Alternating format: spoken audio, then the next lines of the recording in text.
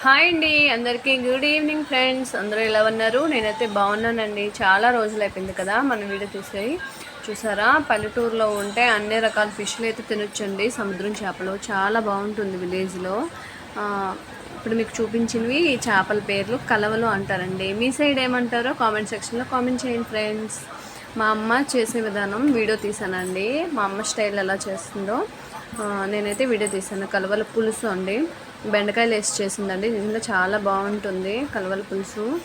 నాకు చేపల కన్నా చేపల చారు అంటే ఇష్టం.